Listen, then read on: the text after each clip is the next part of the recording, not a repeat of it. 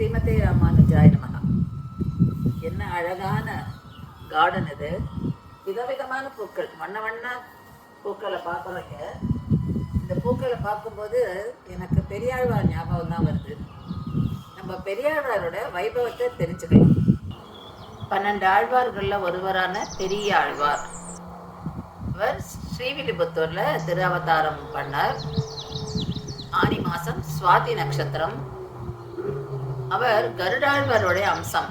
அதனால்தான் நம்ம ஸ்ரீவில்லிபுத்தூர்ல அந்த கர்ப்பகிரகத்துல ராஜமன்னார் ஆண்டாள் பக்கத்திலேயே கருடரையும் நம்ம சேவிப்போம். ஏன்னா பெரியாழ்வார் கருடாழ்வாரோடைய அம்சம். ஆண்டாள் வளர்த்தவர் அவர். பின்னால ரங்கநாதருக்கே கல்யாணம் பண்ணி கொடுக்குறார். பெரியாழ்வார் தன்னோட சின்ன வயசுலேருந்து பெருமாளுக்கு மாலை கைங்கரியம் பண்ணியிருந்தார். அதாவது புஷ்ப கைங்கரியம். தன்னுடைய நந்தவனத்தில் அழகழகான பூக்களை உற்பத்தி பண்ணி அதுலேருந்து மாலை தொடுத்து தினமும் பெருமாளுக்கு மாலை சமர்ப்பிப்பார். அப்படி தான் அவருடைய கைங்கரியம் தொடர்ந்து இருந்தது. ஒரு நாள் பெருமாள் அவர்கிட்ட சொல்கிற, நீ போய் பாண்டிய ராஜாவுக்கு ஒரு சந்தேகம் இருக்குது, நீ அதை போய் நீ போக்கிடணும் அப்படின்றார். அப்போது பெரியாழ்வார் கேட்குற, ஐயோ எனக்கு அதெல்லாம் ஒன்றுமே விஷயமே தெரியாது. ஏன்னா நான் அந்த அளவுக்கு வேதங்களோ எதுவும் படித்தது இல்லையே, எனக்கு தெரியாது. எனக்கு தெரிஞ்சது புஷ்ப கைங்கரியம் மட்டும்தானே அப்படின்னு சொல்கிறார். அப்போது பெருமாள் சொல்கிறார், இல்லை நீ அங்கே போ, என்ன நினச்சிக்கோ, உன்னோட மனசில் என்ன நிறுத்திக்கோ போகிறோம் அப்படின்னு சொல்கிறார். சரி, பெருமாளை அப்படி சொல்கிறாருன்னு சொல்லிட்டு அவருடைய ஆணையாக இருக்குன்னு சொல்லிட்டு இவர் பாண்டிய ராஜா சபைக்கு போகிறார். அங்கே போனால் அங்கே நிறைய படித்த ஸ்காலர்ஸ்லாம் நிறைய பேர் வந்திருக்காங்க. ஏன்னா ராஜாவோட சந்தேகத்தை போக்கணும். இவரை வர வச்சுட்டு செல்வ நம்பி அப்படின்னு வந்தார். அவர் ராஜா கிட்ட மினிஸ்டராக இருந்தார். பெரியாழ்வாரோட வித்வத்தம் தெரியும் அவருக்கு. தெரிஞ்சுதான் அவர் இவரை கூப்பிடுறாரு, வாங்க வாங்க அப்படின்னு சொல்லிட்டு. இப்போ இவர் ஸ்ரீமன் நாராயணன் தான் பரம்பொருள் அப்படின்னு சொல்லி அதோட ஸ்மிருதிகளிலையும் புராணங்களிலும் இதிகாசங்களிலையும் நிறைய இந்த கோட்ஸ்லாம் எடுத்து அதை தான் சொன்ன வாக்கியத்தை ப்ரூவ் பண்ணுறது.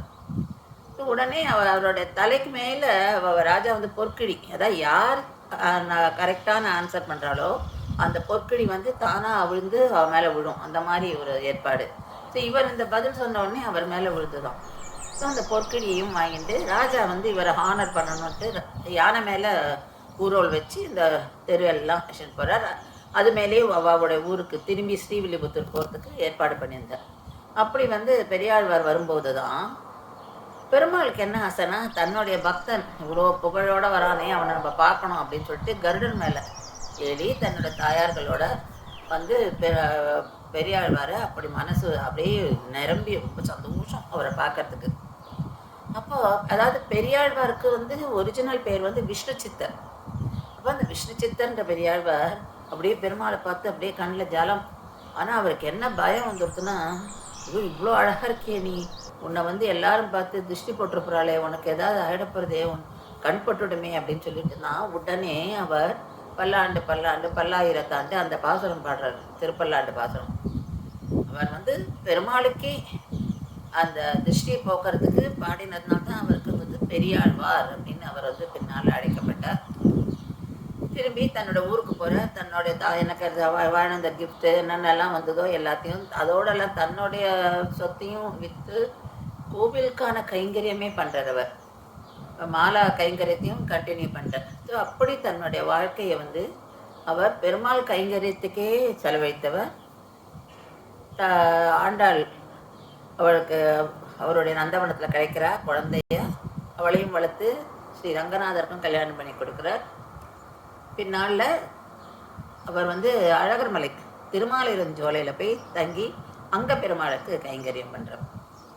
பெரிய திருமொழி அவர் பாடியது. அதாவது அதில் இருக்கிற அர்த்தங்களை பார்த்தோன்னாக்கா பெரிய திருமொழி பாசுரங்களில் பகவான் கிருஷ்ணரோட குழந்தை பருவம், அவருடைய விதவிதமாக அவர் குழந்தையா அவர் நடக்கிறது, அவர் தவழறது, அவர் சாப்பிட்றதுன்னு ஒன்றொன்று அனுபவித்து தன்னை யசோதையாக பாவித்து பாடியிருக்கார். ஸ்ரீமதே ராமானுஜாய நமஹ.